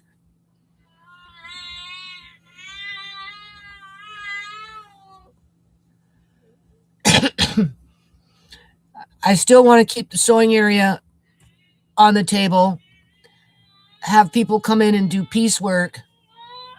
But based on what just happened with that girl, I'm very nervous around that situation, and anybody would be. So that just might be going out the window, right? Just because, I don't know. Andre wants to learn how to sew. I don't know how much I can sew. I know I want to use my fleeces and my little children's cottons and stuff to make Mari's pants and stuff. Whether that happens or not remains to be seen. I won't know until I set things up. There are other people that are interested in a little something. What that something is in terms of, what I'm talking about remains to be seen, because what people say they're interested in, what people do, oftentimes are completely different. Everybody's coming in with an ulterior motive for one reason or another, especially if they're operating on survival mode, to which poor people tend to attract poor people, and rich people or people with money, they know this, and they use it to their advantage, and they, conquer and divide us as poor people to bicker and to fight among ourselves, so that, we don't come together as a collective and rise above what oppresses us. Instead, we allow other people to keep us oppressed in terms of, like, I don't know what the hell that girl was thinking. All I know is that I don't know. She made it. She kind of ruined it for a whole lot of other people. That's what she's done. Because, I was. Tomatoes. No. Just pepper. I got peppers. Do what you want. It just put everybody. It just put everybody into check. Good. Whether she was doing me a favor or whether she was, I don't know. I just know that I don't know if I want to deal with head lice. But I already spoke it over with Andre. It's on the table. It's something to think about. It's something to see what, we'll see. I'm when I get back the basement, I will buy carpet. It's a money pit. This house is a money pit. It's always been a money pit. I'm trying to build my out. Right? It's just think of it as an investment, right? I'm buying it for the kids. Not for me. To hell with you, Marcane. You don't know nothing. Go away. You don't live here no more. Right? I'm buying it to protect the flooring so I don't have that used against me. Oh, you ruined my brand new floor. Well, did you ever stop to think that maybe whatever you're doing isn't good for downstairs because the floors, they're just, I wouldn't be surprised if those things don't start cracking and shifting and swelling and who knows, they're going to take on a life of their own downstairs because it gets so damn cold and the moisture that's coming in up off the freaking cement is going to probably warp the boards. I suppose that will be my fault too. Well, no. I spent $500 or more to cover up your brand new freaking flooring just to be able so that I could have comfort down there and not be so damn cold and not have those things used against me. So if they don't hold up for the test of time, that's not my fault. And once that's all done and everything's put away and kind of organized and stuff, then we'll see maybe about a little part-time daycare. We'll see. Well, not daycare. It's not daycare. It's just part-time childcare. Huh? Yeah. Yeah. Just for people that want to go and work out at the gym for a couple of 2-3 hours or go shopping without the kids. Or clean up. Or be at home and clean up and not have to deal with kids. And they just, go away. Like Tisha. Like Tisha. I want to go to the mall. Can you watch the kids for a couple of hours? It's true. It's easier just to go by yourself without dragging your kids with you sometimes, eh? Yeah, because I don't want this. And yeah. And I told Andre, and we'll treat it like a business where you log everything. And because I have the foundation, we can do it as program development, and any money that I make can go towards paying for the location of the foundation, using it for that purpose in terms of giving parents affordable childcare. Yeah. Okay. Well, tacos are basically done. Okay. Well, just make them and. No, I don't want the taco getting soggy, so don't make mine yet. I'll eat mine in a while. Just pork chops or no? Yes, please, because they're going to be no good. They'll end up being raccoon meat here if you don't do it. And they're called fast fries. They don't take a lot of time. Use lard or shortening to fry them in, Andre. You want me to cook them now? Yeah, cook them. Just, you got a frying pan there, right? Just put some shortening in it or lard. Lard is that yellow box or a jar with lard in it. Don't use oil. Use lard. It will fry better. Seasoning salt on both sides with a bit of pepper on both sides. And cook them on 4 or 5. Okay. So yeah, so that's on the table anyway. Right? Whether we do it or not remains to be seen. I don't see renting out the room as a viable option because I don't want to have to take responsibility of cleaning up after other people. Like if I put an ad on Facebook or Craigslist or something like that and had some strange quote unquote man move in because I needed a man to run the pump outside when it rains, or just keep an eye on things. Yeah, just whatever, quote unquote. And he's pissing all over the place. How men, when they pee on the toilet, they spray everywhere. Right? And he's taking a shower and he's not cleaning the shower or whatever. And he doesn't want, he's not cleaning up after himself. I can't take responsibility for that. I can't deal with that crap. Right? Or, he gets comfortable and starts laying claim, to the kitchen in terms of, he could be a man that's maybe not working, but he's on some sort of a pension or disability pension or something. So, because you go through your mind, well, what kind of tenant are you going to find, right? And, he's just sitting there, right? And I don't know, it's not going to work either. That's not going to work either. Nothing seems to. I can't. Okay. That's why I'm thinking the childcare. The problem with the childcare though is my energy, because I tend to keep a different schedule than the kids, right?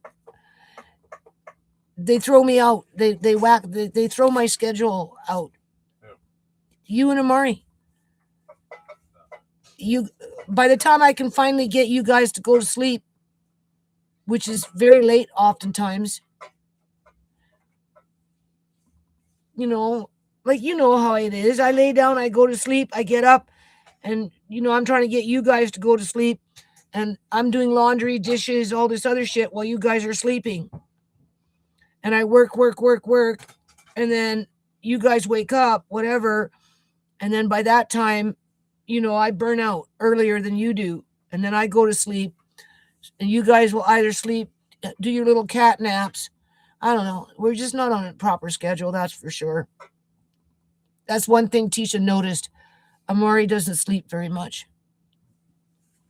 He's very active, keeps moving around, does what he does. So anyway, what else? What else is there to talk about? Nothing. That's it. Those are the key points. I had Frankenstein surgery. I survived it. My eye doctor doesn't like to be called the Frankenstein doctor. He likes to be called Dr. Doom. So, I don't know about Frankenstein. What about Dr. Doom? Dr. Doom. Oh, okay. I don't know. All I know, it was some Frankenstein freaky deaky shit. So far, I've survived it. My body's doing what it's supposed to be doing. It's a 6 to 8 week healing process. It's not a joke. I'm having to spend more money on things that I shouldn't have to buy, but I'm going to do it because I will do it. I already explained it. Where it's going to leave me in the great grand scheme of things, well, obviously deeper in the hole, unless I can figure out a way to I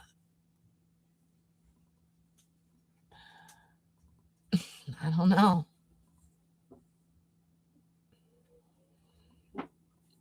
The childcare, I'm open to the idea with it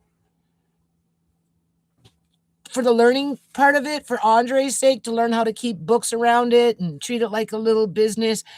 I have a GST number with the nonprofit. So, as I build in the, selling some of the homeschool stuff here in the house, which are my personal things to sell if I don't want. And let's just say we do a little bit of childcare part-time, offer that service. And, we want to add extra homeschool materials for parents to have access to and want to sell. In a situation like that, I could, I suppose, buy them from a foundation's perspective, use the GST number on that, and then sell them. And Andre would have to learn how to log them, right, to do books, and see what happens from that around that, because anything is possible. I told Andre, when you're starting business, like Marcane wants Andre, I'm going to end it soon. Marcane wants Andre to start a small business. He wants me to figure out ways to make money. He wants Andre to figure out how to make money and start an online something. Of course, there's always been Andre's walnut art on the back burner, but besides that point, Andre wants to maybe try and start a little power washing business. Pressure washing business. So he's been pricing out pressure washers, but it's not that simple. Also, as well as, if he's, I'm not saying he can't do it, can't go through the steps of it, can't do that. I would encourage him to get the pressure washer. I would encourage him to make flyers. I would encourage him to make a website. I would encourage him to do all the necessary things that he would do, but I wouldn't expect him to go door to door to door to door by himself trying to solicit work so that he can go on to people's properties, quote unquote, as a teenager with no adult to pressure wash somebody's windows just because there's pressure for him to learn how to make money on his own 2 feet, right? Because that could put him at risk to danger, and especially with what just happened with that girl. Oh, don't worry, I won't hurt you. Yeah, okay. So what? You gonna seduce my grandson and be his first? Yeah, okay. Oh, well, no, I'd never do that. That's gross. What are you accusing me of? Nothing. But actions do speak louder than words, and it kind of makes me wonder why you creep in my house when I'm not here, especially when I'm at my most vulnerable in terms of surgery. Were you hoping he wouldn't say anything?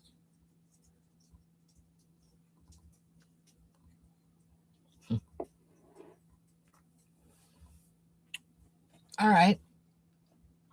Anyway, I said I'd let it go. So I'm going to try and let it go. And that's what's making me think about childcare as a supplement and a learning experience. And maybe I should end it on this note. Still got these social workers doing what social workers like to do best. And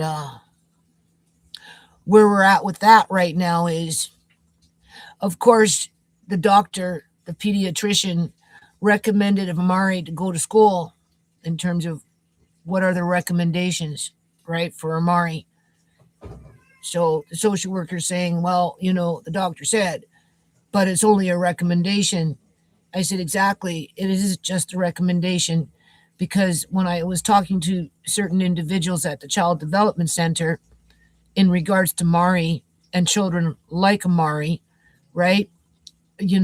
I was advised that it might be an idea versus falling under the pressure of those recommendations to just steady as she goes when it comes to keeping him at home to, I don't know, prevent injury, prevent phobias from developing, triggers for more seizures in light of his situation. And it's not an excuse. These are valid reasons, right? And that's, um, so I told her, not yet. I told the social worker, I'm not, looking for triggers and for seizures. And now, after the basement's done, and I've said this in the past, okay, he's got a bottle. You need to take it away from him. Andre, Yeah. He's got a bottle. I can hear him. Take it away from him. Okay. Because the basement's more neutral, a more neutral space. I can I have access to an occupational speech therapist, a physiotherapist, and there's another one in there. I can't remember what the specialty is, but I can tap into those 3 services where somebody can come to the house once a week for an hour, make their quote unquote $150 for the 1 hour, and do whatever they do with Amari, and then give me, I suppose, ideas to follow up with throughout the week, right? And they would be certified and somehow connected to the public educational system. So once the basement's done, being that I'll have that neutral space, I will consider having that start coming into play because it's open space, non threatening. It will be in an environment where Amari's comfortable, right?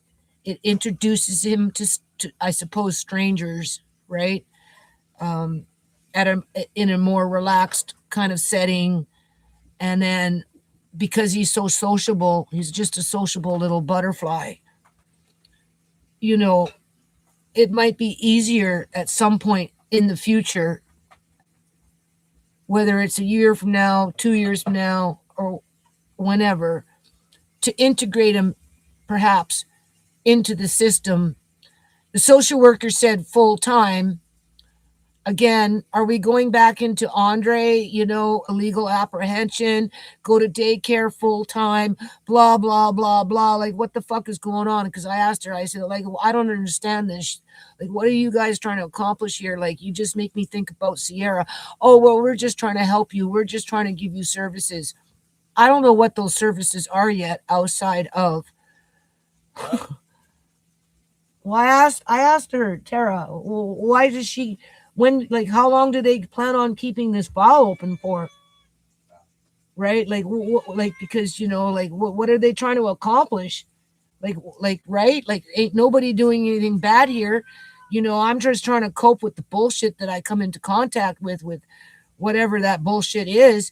And, I did what I was supposed to do in terms of, like whatever, in terms of whatever. And, I'm willing to spend $500 for carpet that technically I shouldn't have to spend. That's $500 or more, depending on how much carpet is these days compared to when I first moved in and had to buy carpet to cover up these floors for the most part. Okay, so besides that point, I'm not feeling sorry for myself. And, you know, let that process just right. I'm not trying to hold Amari back. He's very, very sociable. He's a happy little child. For the few days that he was with Alea May and Kyrie, clearly affected him, and he's much more rambunctious and much more aggressive and much more just giddy, because her kids get really giddy and they get just like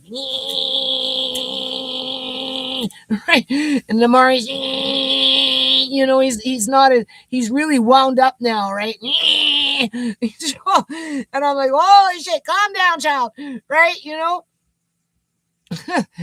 you know, but he's very skinny. That's a problem.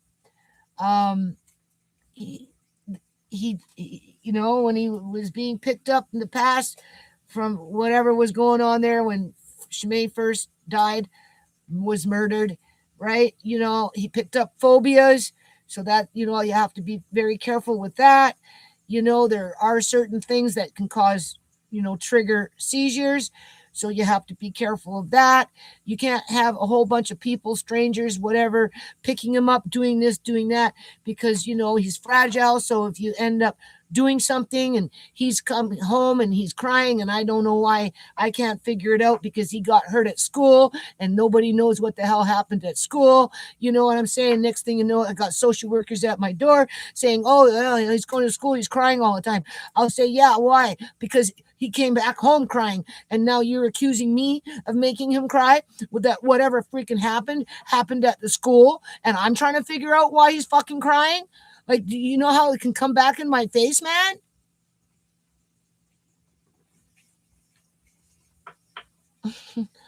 So we'll just start after the basement's figured out. We'll start with the in-home visits with the speech therapist and those types of people. Well, with the neutral space that is open. So, can you check on him? All right, Dad. Well, no, check on him again. I just heard something. That's me.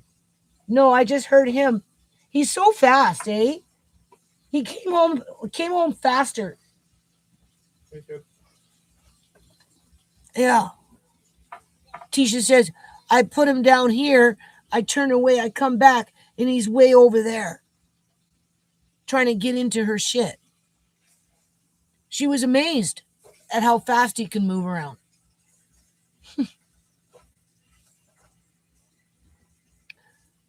I'm proud of her though, and her hubby. They put Amari on the king size bed, and they penciled him in, right.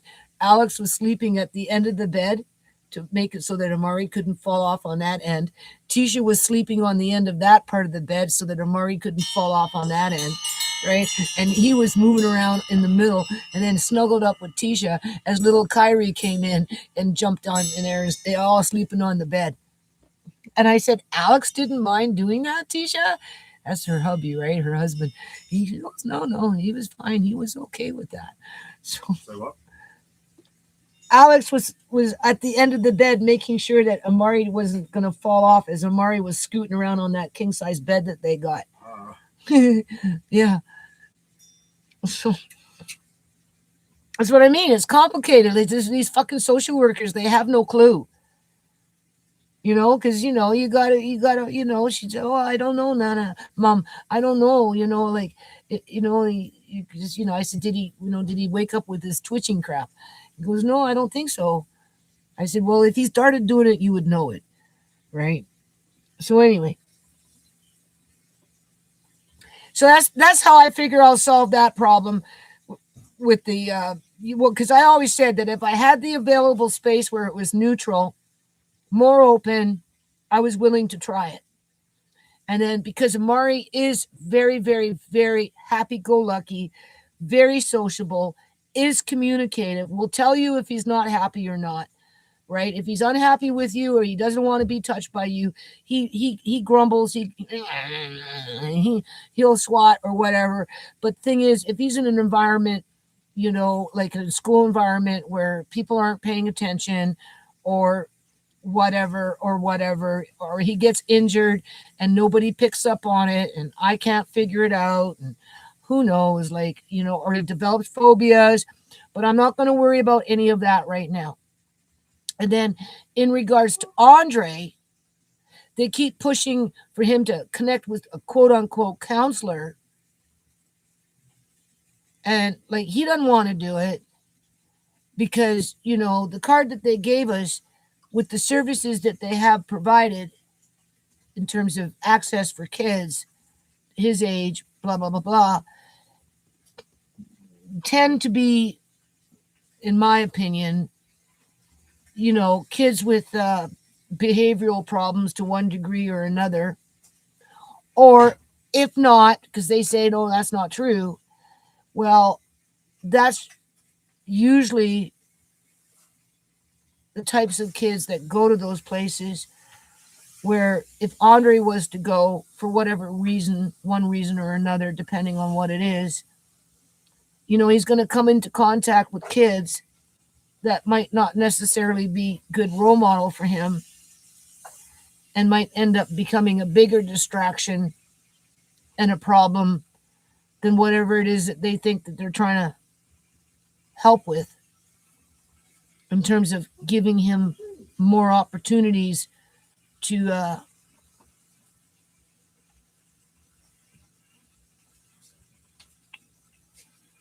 learn life skills. Okay? And so it's a no-go at this point. But I did talk to Andre about, well, maybe in the future at some point might be an idea because they might be able to help with finding a way to get you tested with your ability to pick up on academics where, like with like determining whether he has dyslexia or something like that when it comes to I don't like to label it a learning disability, but where it's difficult for him to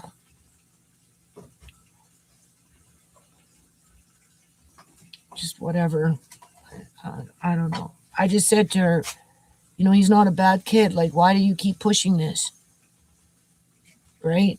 And she goes, oh, I know he's not a bad kid. Exactly. So why you keep pushing? Tara. She keeps pushing the counselor. Who's Tara? The girl, the woman, the social worker. Right? And I said, Andre, come here. Like, what do you want? Because I said, well, she said, blah, blah, blah, blah. She said, I'll fill out the form for you and he can come and pick him up. Now, these are recommendations, but she's already filling out the fucking form and telling me that the guy's going to come pick up Andre. And I'm like, well, hold on a minute. Andre, come here. Do you want to see a counselor? No. Okay, but he'll pick you up. It doesn't matter. I don't want. No. Right? Because, we don't want to be mixed up and manipulated any more than we're already being mixed up and manipulated by the people that are already in our lives doing what they've been doing for years. And I said, well, there you go. He doesn't want to do it. Not at this point. Oh.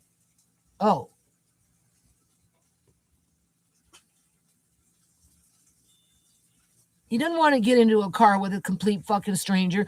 And then she goes, well, what about this Brad dude? Because, Brad, he works for Brad sometimes, but he hasn't worked for Brad for several months because he burnt his leg with water or something. I don't know what happened. Burn my leg. That burn was deep. Yeah. And So didn't do nothing about it. Well, yeah, he went to the hospital. It took a long time for it to heal. And then something fell on his toe. A thermos fell on his toe with water. Okay, either or, so he couldn't walk. So he couldn't go to Brad's house and do yard work, right? And then shit happened and things were going on and blah. So nothing. He never really did it. And then I told Andre, you need to get in touch with Brad. Let him know that you've been busy and blah blah blah. And Brad said, well, anytime you want to work or you want to hang out, do whatever, talk about whatever, just call. Okay, so that's on the burner, right? And I told her if he wants, he can go if he wants, because Brad said anytime there's always, even in this weather. The problem with that, though, is if Andre goes outside and he works outside for any length of time or even walks to the freaking grocery store, right, his nose will start to bleed. I sent him to the grocery store the other day, and he got a nosebleed just from that because he's that type of person, right? So, hot weather, cold weather, whatever, things trigger it, right? So the point is, well, let me talk to Brad and see if Brad has any recommendations. Well, first of all, Brad is just, the cable guy that came to the house, offered to do that for Andre. The first year, Andre was young, 13 years old. I said, no, he's too young. We'll see how it goes. And then the fourth year, the second year when he was 14, I don't know how Brad came to the house. I was outside working. He goes, well, how's it going? Blah, blah, blah. Andre's a little older now. Is it okay for him to come and maybe do something? Blah, blah, blah, blah. Huh? Maybe they smell good. It's pork chop. I can tell. Yeah, good. Don't overcook it. Perfect. Much better. Much better than that boiled thing that you gave me the other night. Andre cooked 3 pork chops, couple of pork chops. I swear, all he did was boil it in water. As long as there's no blood, those things are done. Huh? As long as there's no blood, there is none. Then they're done. Okay. Don't over fry them. They're really good. Put them in a pan on the plate then, okay? Mm-hmm. Yeah, they're really good. You did a good job. Okay. I said, no. I said, this is just some dude that was giving Andre an opportunity, to blah, blah, blah, blah. The first year, I wouldn't allow Andre to do it, right? The second time he came around, I was outside working, check base on me. I said, Andre's a little older now.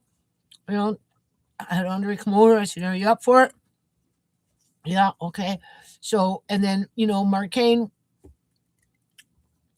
went and seen where Brad lives and met Brad, and boundaries were set. And, I told Andre what to watch for in terms of, there are men out there that like boys. So, you need to pay attention to that. Not saying that's what Brad's about, but, be aware.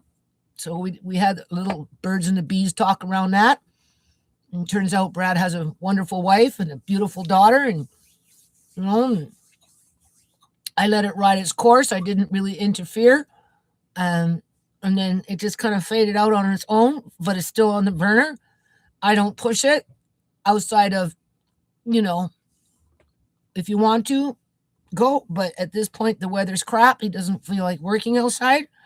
When you're talking about wanting to start his little own power washing business, pressure washing business. Salsa, okay? Huh? I'm gonna put up a salsa. Yeah. I found it. Okay, good for you. I told him, the best person to talk about power washing or pressure washing or whatever is Brad. He can give you an idea of what's a good product to buy and blah, blah, blah, blah. I'm not saying you can't start it, blah, blah, blah, blah.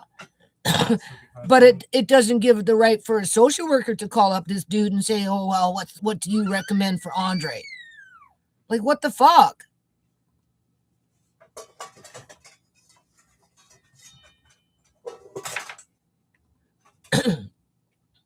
If I say we talked about the childcare, Andre and I, and decided that's what we want to do downstairs and give it our best shot, are they going to say he can't do that? Build on those skills? Learn how to keep books on that? I'm just saying. Because he's with me, helping me to do it? Hell, he might end up learning how to run a daycare where he ends up being the boss of the daycare and has 8 employees. Maybe. It's possible. Yeah, you yourself might not be looking after children because normally it's not men who are in the daycare looking after the kids. But that's not to say that men can't be operator of a daycare. Huh? Some meat for you. Yeah, I want a pork chop. I really like that pork chop. Don't put that. Keep one pork chop out. I don't want it in the fridge. I want it warm in a minute. Right? You know what I'm saying? So what are you going to tell me? I can't do that? Because, I don't know, people. Because, not that I want to do that. Do you honestly think I want to look after other people's kids right now just so I can give all my money to the landlord? Well, that's basically what it's boiling down to here. What? Well, yeah. It's already like that. And now sure, easy for my son. Don't bother. Just scratch up her floors so she can bitch and complain when you move out that you're a lousy tenant, that you scratched up her brand new freaking floors. There's some cucumber for the tacos. Uh-huh. Okay. Yeah, as they're warping because of the moisture that's coming up from the cement. I'm afraid to see what happens to those. Oh, but they know what they're doing. So, I'm assuming they know what they're doing. You're assuming or you hope? I'm assuming. Because once they install them, they expect them to stay looking brand new forever. And then if they don't stay brand new forever, it all of a sudden becomes your fault. Somehow. I'm hearing something outside. What time is it? I think it's 1:15 in the morning. It's just a late night snack. Huh? I'm just having a late night snack, that's all. It's just a what? It's just a late night snack. Late night snack. That's all. I'm just hungry. But the same principle could apply. I'm going to leave it on this note. The same principle, just like with Amari, after the basement's done, and Andre and I feel comfortable with it, and we decide what's best for us at this point, because I want him to,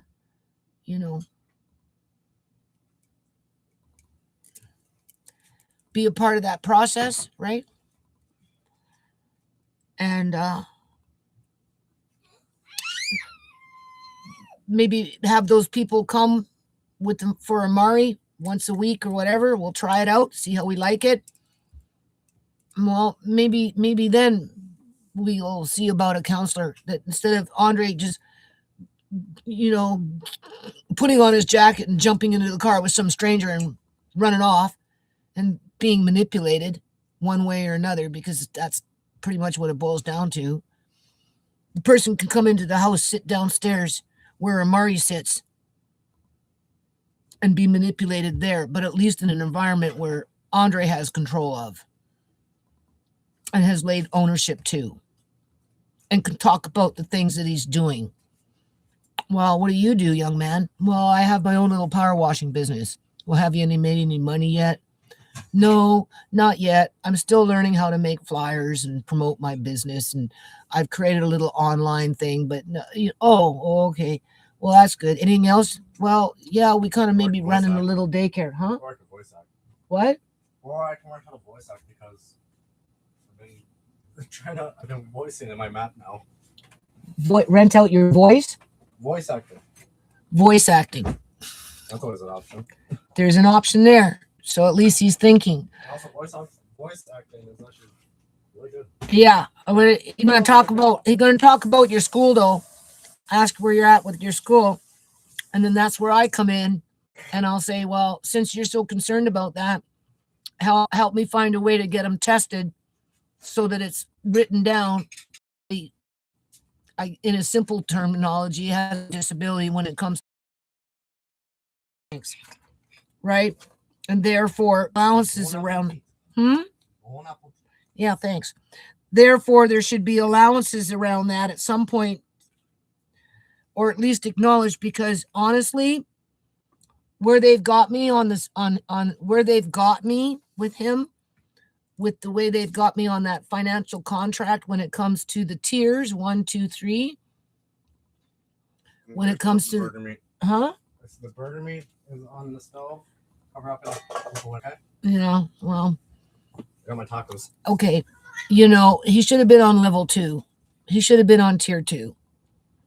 When they gave him to me, it should have been tier 2. He came back as a damaged child, had tantrums, blah, blah, blah, blah.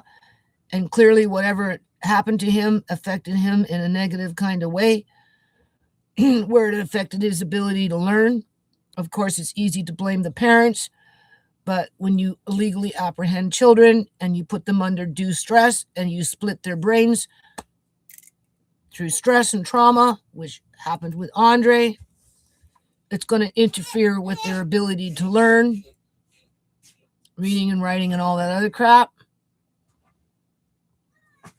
And let's see what happens. Outside of that,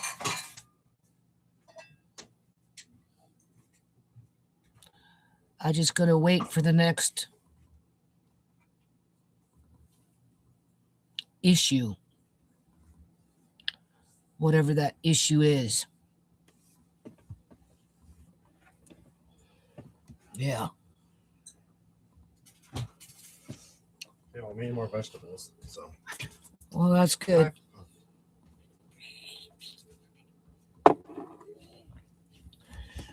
So anyway, it all depends on what's going to happen with the basement. And at this point,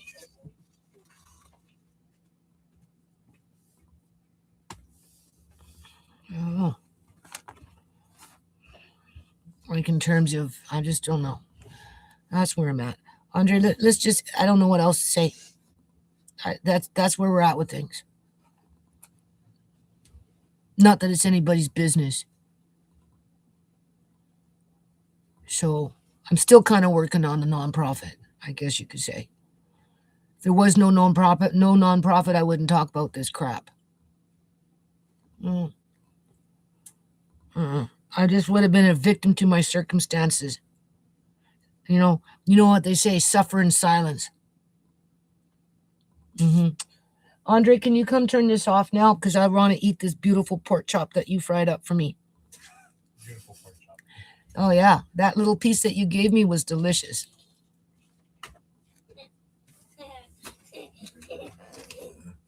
Say, all radio people, peace out. Radio people, peace out. Peace.